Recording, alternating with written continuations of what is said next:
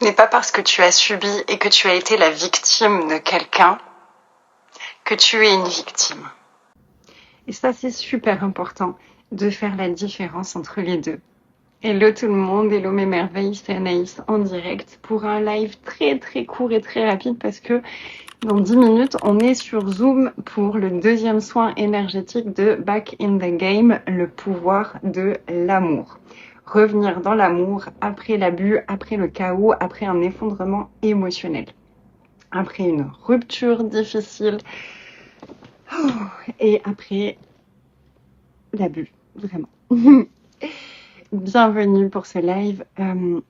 Je voulais aborder un sujet aujourd'hui qui a été vraiment un point de bascule dans mon cheminement. Je pense que beaucoup de femmes vont se reconnaître là-dedans, puis peut-être des hommes aussi, donc messieurs, vous êtes les bienvenus. À quel point on connaît tous le syndrome de la victime, la victimisation. Alors, il y a plusieurs énergies autour de la victimisation, d'accord? Il y a plusieurs styles de victime.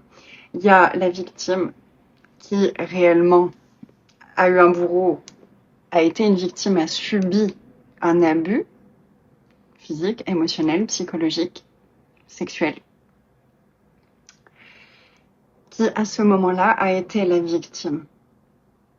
Il y a des personnes qui ont vécu du gaslighting ou de la perversion narcissique pendant des années, donc qui ont été des victimes pendant des années.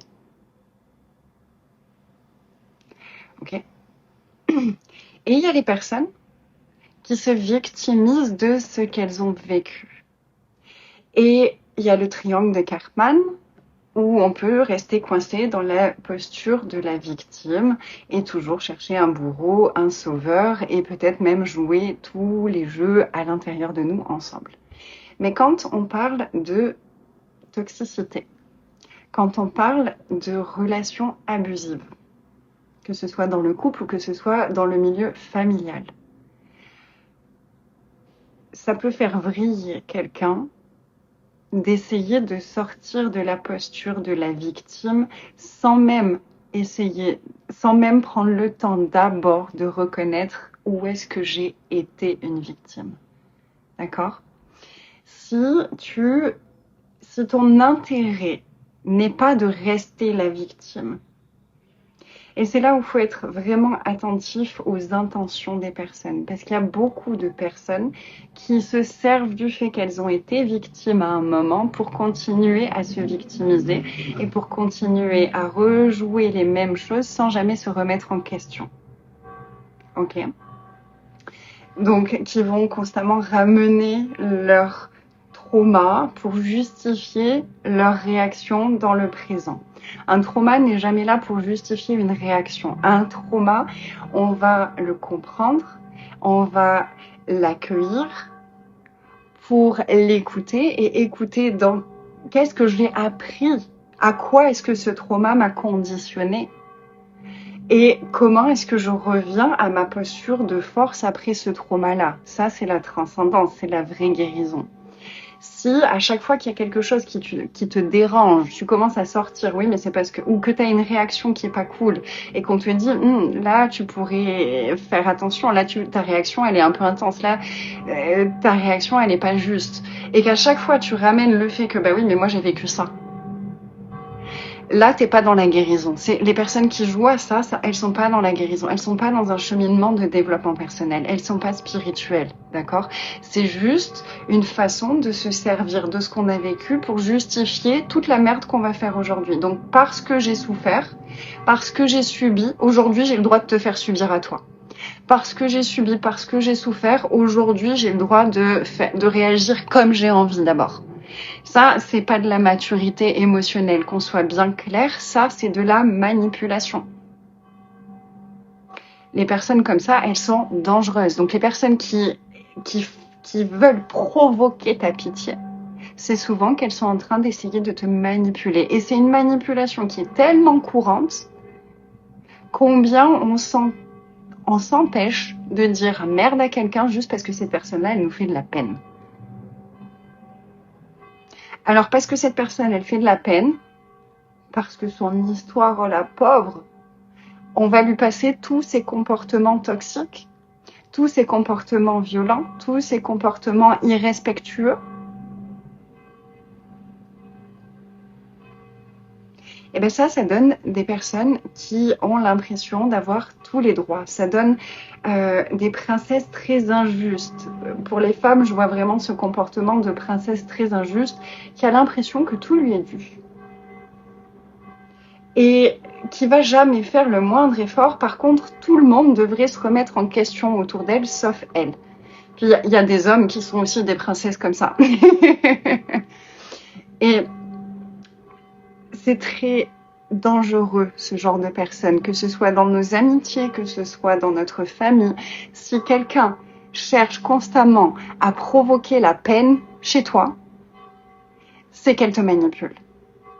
Et il y a vraiment deux postures très différentes. Il y a la période, parce que là, moi, j'ai traversé ça ces 2 dernières années où j'avais l'impression de me victimiser H24, j'en pouvais plus, j'avais l'impression de faire que me victimiser. Mais en fait, j'étais en train de traverser et de reconnaître tous les endroits où j'ai été une victime et où j'essayais de faire comme si, non, c'est pas moi la victime, non, j'ai rien vécu, non, j'ai rien subi, et je suis forte et je suis plus forte que ça, et je peux encaisser, et c'est moi qui est pas assez guérie, c'est pour ça qu'il continue à agir de cette façon-là. Et j'ai dû laisser tomber cet ego-là de si j'étais assez forte, si j'étais assez guérie, ils me traiteraient mieux. Non, en fait, ils m'ont jamais bien traité. Bien sûr que non, ils allaient pas mieux me traiter parce que moi j'étais guérie. Au contraire, ça les énervait encore plus. Parce que pourquoi elle rayonne, on croyait que c'était une merde celle-là. C'était une merde et maintenant elle rayonne. C'est quoi ce délire? Puis en plus, il y a tout le monde qui parle d'elle, il y a tout le monde qui l'adore, et puis elle fait des vidéos voilà sur les réseaux sociaux, puis il y a les gens qui la payent, et elle fait des chiffres d'affaires celle-là, là. Mais elle est débile, comment elle peut réussir?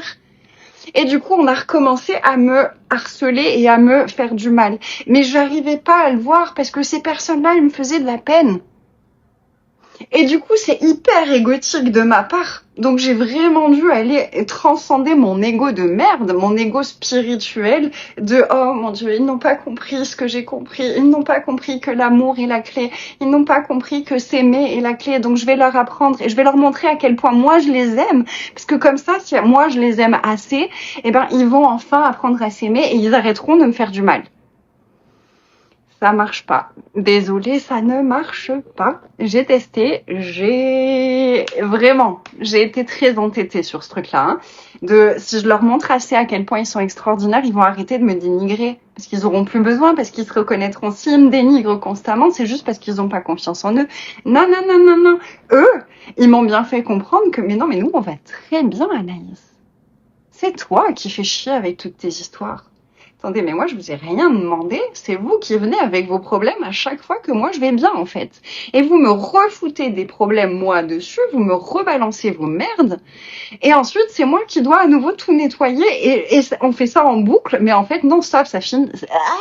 J'en peux plus, là. Donc, il a fallu que je mette le vrai stop à l'abus. Que j'aille vraiment me confronter. Et il a fallu que je tue mon ego. Et mon ego, il était assez gros. Et ils avaient bien fait en sorte de bien le nourrir et en même temps de bien le fracasser pour que je sois dans cette espèce de truc où je sais même plus qui je suis. Tu vois un peu le truc? Donc là, j'ai traversé la victimisation dans le sens où j'ai dû reconnaître à quel point j'ai été la victime. Et tout ce que j'ai dû, moi, faire pour moins souffrir. Par souffrance, j'ai fait souffrir d'autres gens, moi aussi. Mais j'ai pu voir en fait de l'intérieur aussi comment on se remet en question quand on a fait du mal à quelqu'un. Et qu'on voulait pas faire de mal à quelqu'un. Parce que moi, c'était mon cas. Je voulais pas faire de mal à mon mari ni à ma fille. Ils ont activé tellement de parano dans mon monde que je suis devenue une personne que j'ai méprisée.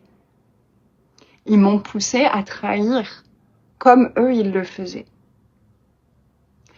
Et forcément, quand tu laisses entrer un fruit pourri dans ton monde, eh ben ça finit par tout pourrir autour de toi. Donc ça a tout pourri en moi et ensuite je pourrissais tout autour de moi.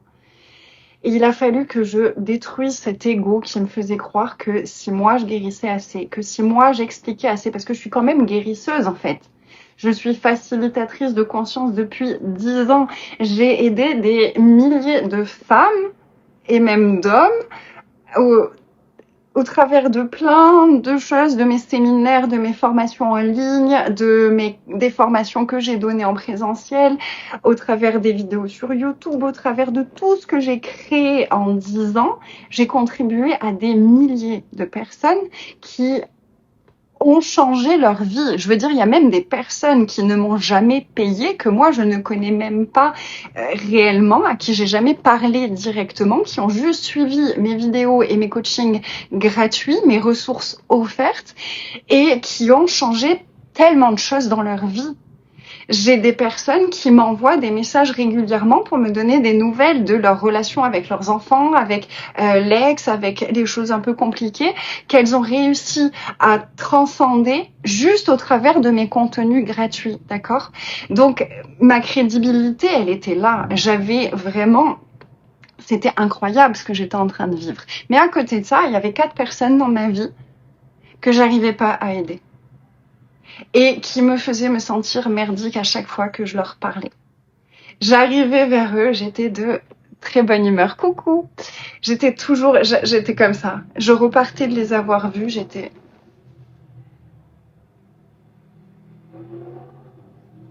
Et je croyais que c'était moi le problème. Je croyais que c'était moi le problème. C'est terrible. Je sais pas si tu te rends compte. Donc là, j'ai dû reconnaître que j'étais la victime et que j'étais la victime qui essayait de sauver ses bourreaux. C'est ça la perversion narcissique, c'est que la victime, elle essaye de sauver ses bourreaux. Donc la victime devient l'infirmière du bourreau et elle devient sa protectrice et elle devient un peu tout. Et quand t'es quelqu'un de fort, tu vois, qui a réussi seul, parce qu'en fait moi j'ai réussi seule à m'en sortir de ce truc-là, et ensuite j'ai rencontré des nouvelles personnes, ensuite j'ai rencontré mon mari et on a réussi seul ensemble. Personne nous a aidés à quoi que ce soit. Ils nous ont tous tirés vers le bas dès qu'ils pouvaient.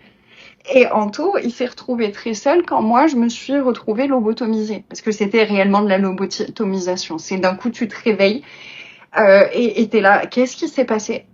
Non, j'ai pas pu réagir comme ça. J'ai pas pu faire ça. J'ai pas pu dire ça. C'est pas possible. C'est pas moi. Je te jure que ça peut être à ce point-là, le gaslighting. C'est vraiment terrible. Donc, tu dois reconnaître que tu as été une victime. Tu dois faire la paix avec le fait que tu as été une victime. Tu dois remettre la responsabilité là où elle doit aller. Donc, tout ce que tu te reproches à toi-même, toute la culpabilité que tu portes parce que tu es la victime, mais ils te font tous passer pour le bourreau. Donc, c'est toi qui as toute la culpabilité sur toi. Donc, tu es innocente, mais d'un coup, c'est toi qui es sale, c'est toi qui es méchante, c'est toi qui es terrible, c'est toi qui es une mauvaise personne, c'est toi qui es la vilaine de l'histoire. Et tu te dépatouilles et t'essayes de prouver que non, c'est pas toi la méchante et machin. Mais sauf que tout le monde s'en fout, ils le savent déjà. C'est leur jeu. Donc, quand tu es victime d'abus psychologiques, émotionnels, tu dois accepter la victime que tu es. Tu dois arrêter d'essayer de sortir de la victimisation. Tu dois d'abord accepter la victime que tu es. Parce que même quand on a quitté la relation, on est encore la victime. Ça se passe tout ici. C'est toutes les voix qui sont dans la tête. C'est toutes ces angoisses. C'est tous ces questionnements qu'ils ont foutus dans notre monde pendant des années. Puis des fois, on se rappelle même pas parce que c'était dans notre enfance. Donc, on est affreux avec nous-mêmes, on se harcèle nous-mêmes, on est d'une violence extrême avec nous-mêmes, on se fait payer la moindre de nos erreurs avec tellement de rage et de violence, alors que tous les autres, on les excuse constamment comme ça. Et encore, il y a même pas de quoi t'excuser. Mais avec nous, on est affreux. Et on est dans ces doutes, dans cette confusion. Et il y a tellement d'espaces énergétiques qui sont twistés à l'intérieur de nous. Et on doit sortir de ça pour pouvoir revenir réellement dans notre vie. Tu sais, notre vie, c'est... Qu'est-ce que j'entends quand je dis revenir dans sa vie? C'est revenir dans la vie de notre cœur, revenir dans la vie qu'on est censé vivre. La vie, tu sais, moi je crois au libre arbitre. Je crois en Dieu, je crois en les anges, je crois en la vie, en une force de vie qui dirige le monde, qui nous traverse tout, qui est en nous et en même temps on est en elle. Pour moi, Dieu, il est en partie à l'intérieur de nous et nous, on est une partie de lui. Et tout est interconnecté et en même temps, on est unique. C'est vraiment toute une question de contraste et de contradiction. Mais c'est tellement beau. Et sur Terre, cette phrase des accords Toltec, elle me reste et elle m'est restée depuis que je l'ai lue. C'est l'enfer, il est sur Terre et le paradis, il est sur Terre aussi. Ça dépend ce qu'on va choisir de faire de notre rêve éveillé. La vie sur Terre, c'est un rêve éveillé. Et on peut vivre l'enfer sur Terre et on peut vivre le paradis sur Terre. J'ai connu l'enfer, j'ai connu le paradis, j'ai reconnu l'enfer. La deuxième fois, j'ai connu l'enfer qui se fait passer pour le paradis. Tu sais, où t'as l'argent, où t'as le succès, où t'as tout ça, mais c'est quand même l'enfer. Et c'est pas super génial. Et je suis en train de revenir dans mon vrai paradis à moi. Celui où il n'y a plus de guerre. Parce qu'en fait, la guerre que j'ai essayé d'arrêter pendant des années, c'est jamais moi qui l'ai déclenchée. Mais on m'a fait croire que c'était moi qui l'avais déclenchée. Puis après, on m'a fait croire que c'était mon mari qui l'avait déclenchée. Et du coup, c'était à nous d'arrêter cette guerre, puisque c'est nous qui l'avions déclenchée. Sauf que nous, on cherchait juste la paix. Nous, on avait trouvé notre paix. Et on voulait juste garder cette paix-là.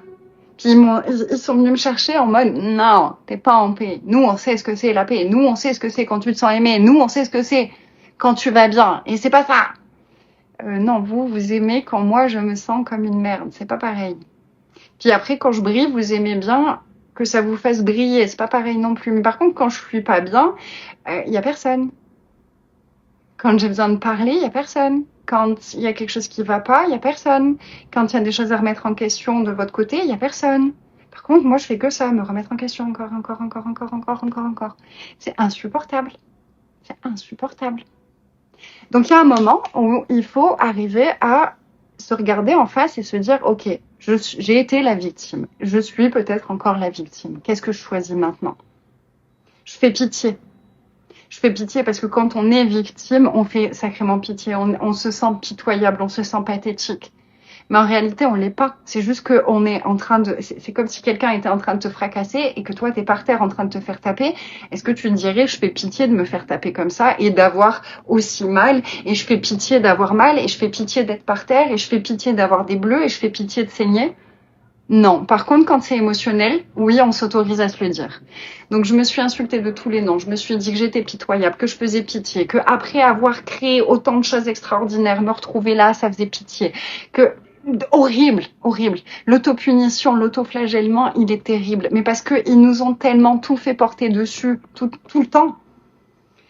Et je sais que c'est difficile de se dire mon parent est un pervers narcissique ou est une personne immature émotionnellement à tel point qu'elle a des traits narcissiques, qu'elle est manipulatrice, qu'elle est violente, que tout ça. Et sortir de ça et devenir la personne qui est capable de créer sa vie de rêve, moi, c'est ça ma mission. C'est ça ma mission. Moi, je l'ai fait 2 fois. Je suis sortie de la victime qui avait absolument aucune confiance en elle, qui subissait, qui osait même plus dire non, à qui on avait tellement appris que si tu te défends, c'est toi qui es méchante. Du coup, j'avais pas le droit de me défendre. Donc là où j'aurais dû me défendre, même à l'âge adulte, je me retrouvais figée parce que j'avais pas le droit d'utiliser la violence. Donc, quand j'ai failli me faire à nouveau violer par quelqu'un qui m'avait déjà violée quand j'étais plus petite, même si je m'en rappelais pas, mon corps, il s'en rappelait. Quand il est arrivé le matin et qu'il s'est mis sur moi comme ça et qu'il a commencé à m'embrasser, mon corps a complètement figé. Mon corps a figé. Parce que j'avais pas le droit d'être violente. J'ai revécu la scène tout à l'heure. Anthony m'a fait un soin énergétique tout à l'heure, juste dinguissime. On a vécu une journée de taré aujourd'hui. On est allé voir un ami qu'on n'avait pas vu depuis très très longtemps qui nous a rappelé qui on était et qui m'a dit « barre-toi d'ici ». Et c'était exactement ce que j'avais besoin d'entendre parce que il m'a reconnu dans « t'as fini ton process, c'est bon, tu t'en es sorti, maintenant vis et casse-toi de là ». Je dis « ouais, oui merci, c'est le moment ». Et ensuite Anthony m'a fait un soin et je me suis retrouvée face à cet endroit, je me suis retrouvée dans ma chambre de jeune stagiaire à Paris avec ce mec sur moi en train de m'embrasser et essayer de refaire ça. Et là où j'ai figé à l'époque et où j'ai juste été capable de lui dire « il y a ta fille qui dort au-dessus ». Là, dans ma tête, je lui ai foutu un coup de boule et un coup dans les burnes et j'ai senti mon corps se remettre en mouvement, la vie revenir dans mon corps. J'avais enlevé toute vie dans mon corps pour ne pas faire mal à mes putains d'agresseurs. Je sais pas si tu te rends compte, en fait. C'est eux qui t'agressent et si toi, tu réagis, ils te disent que c'est toi l'agresseur. C'est ça, la perversion narcissique. Et malheureusement, même si c'est difficile de mettre ce mot-là dessus, c'est beaucoup, beaucoup plus récurrent que ce qu'on pourrait bien le croire. Et quand on a été victime, on se sent comme des sous-merdes. Et ça, c'est pas OK parce que, en fait, c'est un combat spirituel. C'est au plus ils ont voulu te détruire, au plus ça veut dire que ta lumière, elle est grande. Au plus ça veut dire que tu as de grandes choses à offrir au monde. Au plus ça veut dire que ta lumière, elle est grande. Au plus ça veut dire que ton cœur, il est grand. Que ton empathie, que ta compassion, que ton amour, il est immense. Sauf que ton amour, tu ne sais pas le diriger. Tu ne sais pas le diriger et du coup tu le donnes à des personnes qui s'en nourrissent pour te tuer. Plutôt que de te le donner à toi-même et d'apprendre à te respecter et à t'honorer et à poser tes limites, à dire tes stops, à te rebeller contre tout ce qui est abusif pour toi. Pour toi. Moi, je parle aux personnes neuroatypiques, autistes, HPI, 10, multipotentielles, guérisseuses, empathes, tout ça, magicienne, alchimiste, tout ce que tu veux, d'accord ? On est différentes. Notre façon d'aimer, elle est différente. Ce qui va nous respecter, c'est différent. On a des besoins qui sont différents. Et on nous a souvent fait passer nos besoins comme si on était exigeante, comme si c'était trop et qu'on méritait même pas ça. Tout le monde mérite que ses besoins soient comblés. Et on nous a fait croire que parce qu'on a des besoins, on est faible. Excuse-moi, est-ce que tu es faible parce que tu as besoin de respirer et que tu peux pas le faire toute seule? Tu peux pas générer toi-même l'oxygène dont ton corps a besoin pour vivre. Tu as besoin des arbres, tu as besoin de la terre, sinon tu pourrais pas vivre. Tu as besoin de l'extérieur. Et avoir besoin de l'extérieur, combien on t'a fait croire que c'était un problème, que ça faisait toi de quelqu'un de faible?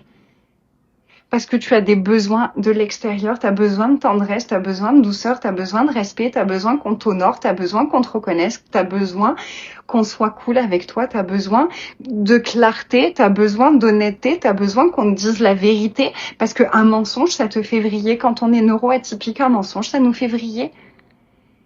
Et c'est pas parce qu'on est faible, c'est parce que pour nous, la congruence énergétique, la congruence émotionnelle, c'est notre base de sécurité, c'est notre besoin primaire pour se sentir en sécurité. Quand il y a du flou, le cerveau, il vrille. Le cerveau, il va chercher à combler le flou. Donc si tu me dis noir et que tu me dis blanc et que tu me dis noir, puis que tu agis comme blanc, mon cerveau, il va chercher constamment c'est quoi le bordel ici et tu vas devenir obsessionnel. Donc ça fait que tu vas commencer à penser en boucle à tout le monde. Ben, je suis en retard pour mon Zoom, du coup je me suis emballée dans la conversation ici. Tu vas te retrouver à chercher à être en obsession et à penser constamment à ces personnes-là, à ce qu'elles t'ont dit, à ce qu'elles ont fait, à comment elles ont agi, à qu'est-ce que t'as fait pour qu'elles soient comme ça, qu'est-ce que t'as dit, qu'est-ce que machin, et pourquoi elle a dit ça, et peut-être que t'aurais dû faire autrement. c'est du bullshit. Cette personne, elle fait exprès de te mettre dans la confusion parce que comme ça, tu la nourris de ton énergie. Et ça suffit. Ça suffit. Donc moi, ma mission, et je le renouvelle ici aujourd'hui, c'est important pour moi. Ma mission, c'est d'accompagner toutes les personnes neuroatypiques qui ont subi, qui ont été des victimes et qui veulent arrêter de subir et commencer à devenir les créatrices de leur vie, qui veulent choisir leur vie la plus luxuriante. Parce que, comme je le disais tout à l'heure, on a notre libre arbitre. Tant que tu ne le choisis pas et que tout à l'intérieur de toi n'est pas aligné avec le choix de ta vie luxuriante, eh bien, tu ne peux pas vivre ton paradis sur Terre. Et il y a des choses à déprogrammer à l'intérieur de toi, de ton corps et de ton inconscient pour que ta vie luxuriante, elle devienne une évidence. Pour que tu n'aies plus à lutter pour manifester, mais que la manifestation se fasse naturellement. Parce que tu vibres émotionnellement, quand tu libères les émotions qui étaient bloquées, les mots qui étaient bloqués, que tu les switches, que tu les renverses, que tu comprends leur polarité positive des mots qui étaient négatifs pour toi, et que tu comprends la polarité négative des mots qui étaient positifs pour toi, tu deviens libre de choisir qui tu as envie d'être, ce que tu aimes, ce qui est bon pour toi, ce qui est juste pour toi, ce qui te donne de l'amour. Moi, ma question principale là depuis quelque temps, c'est qu'est-ce qui va faire? De quoi est-ce que j'ai besoin pour aimer ma vie? De quoi est-ce que j'ai besoin pour m'aimer et pour aimer ma vie et pour aimer la vie? Mais j'ai besoin de pas mal de choses. Et ces choses-là, elles sont plutôt cool. Et ça enlève rien aux personnes qui sont autour de moi. Au contraire, ça les nourrit. Et puis moi, j'ai besoin que les personnes autour de moi, elles aillent bien pour aller bien. Donc c'est plutôt un cercle vertueux. Par contre, j'ai dû éliminer les personnes, les comportements, les schémas, les habitudes, les façons de penser, les émotions, les traumas. J'ai dû me rebeller contre tout ça, tout ce qui, au contraire, m'enlevait de l'amour de moi. Et il y avait beaucoup de choses qui m'enlevaient de l'amour de moi. Et de l'amour de la vie et de l'amour de l'humanité. Je ne supportais plus l'humain. J'étais à nouveau dans un espace de je déteste tout le monde, je veux voir personne, je fais confiance à personne, je me méfie de tout le monde. Et c'est pas une façon de vivre, on peut pas vivre comme ça. Ça, c'est de la survie. Et ça fait mal, c'est d'une violence intérieurement. Donc si ça résonne avec toi et que tu as envie d'ouvrir un espace différent et de choisir ta vie, de créer ta vie, de choisir ton paradis sur Terre et d'avoir les clés pour vivre ton paradis sur Terre, rejoins-moi, on est sur Zoom là maintenant. Du coup, j'ai 15 minutes de retard, je me suis emballée dans mon live. J'ai 15 minutes, coucou, j'ai 15 minutes de retard, mais donc là, je vais couper le live ici et je vais aller sur Zoom parce que cette semaine, je fais 7 jours de soins énergétiques et de conversations sur Zoom à propos de Back in the Game, donc revenir dans le jeu de la vie et de l'amour après avoir souffert.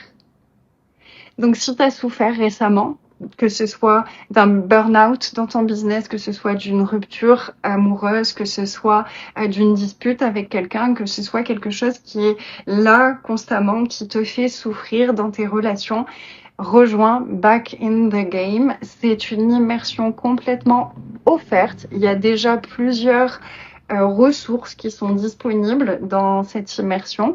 Et là, on se rejoint maintenant pour un autre soin énergétique. Et puis demain, et puis encore pendant 5 jours après aujourd'hui, à 18h, heure de Paris, sur Zoom, pour qu'on puisse se voir, qu'on puisse interagir, qu'on puisse...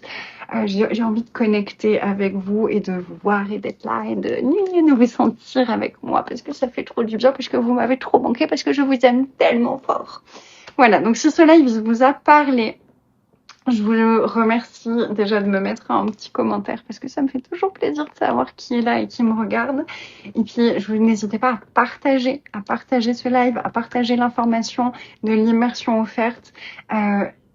Vu comment ça a remué ces dernières années, je pense qu'on est nombreux à avoir traversé des choses intenses et que remettre de la légèreté Et vraiment, là, ce qu'on fait dans Back in the Game, c'est ouvrir un espace de légèreté pour pouvoir revenir dans notre vie, revenir par exemple, dans les relations, revenir dans notre business, revenir dans le monde, parce que après l'abus, souvent on a tendance à s'isoler. Donc revenir dans le monde en se sentant libre, sereine et en sécurité. C'est mon objectif avec Back in the Game, c'est de vous donner déjà des clés, des soins, des choses pour que vous puissiez arrêter un petit peu de subir, commencer à vous libérer de quelques émotions et retrouver un peu d'espace, retrouver de la clarté, retrouver de la lumière pour pouvoir continuer, choisir avec plus de facilité, avec plus d'aisance et que l'univers puisse à nouveau vous soutenir. Parce que après l'abus, on a l'impression de plus être très soutenu, même quand il y a des gens qui nous soutiennent réellement autour de nous. Puis souvent, on est dans cette confusion où on ne sait même plus à qui on peut faire confiance, parce que même à nous-mêmes, on ne se fait plus confiance. Donc c'est tout ça qu'on explore ensemble. 18h18, j'ai 18 minutes de retard, je vais arrêter de parler. Je vous aime fort, je reviendrai en live très très bientôt. Et pour celles qui connaissent Luxuriance et qui se disent « Attends, tu vas reprendre Luxuriance, tu vas refaire Luxuriance », oui, Luxuriance va revenir très très très prochainement. Et là, moi, j'ai besoin de refaire ma trésorerie.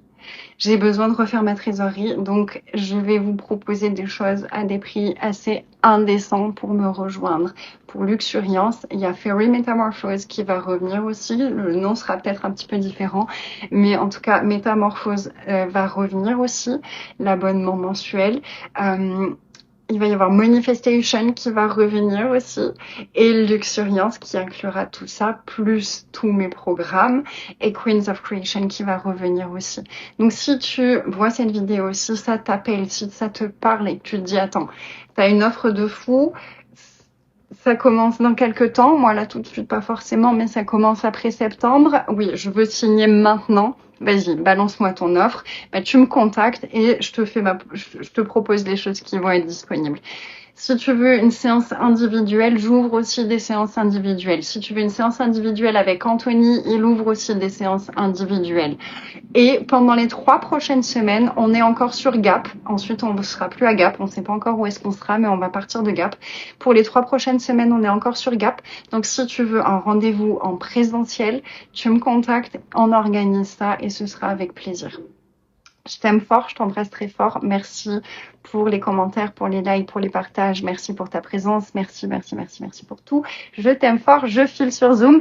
Je te mets le lien en commentaire pour t'inscrire, pour rejoindre l'aventure sur Zoom. Et si t'es pas dispo en live, il y a les replays qui sont disponibles pendant quelques temps. Donc, n'hésite pas.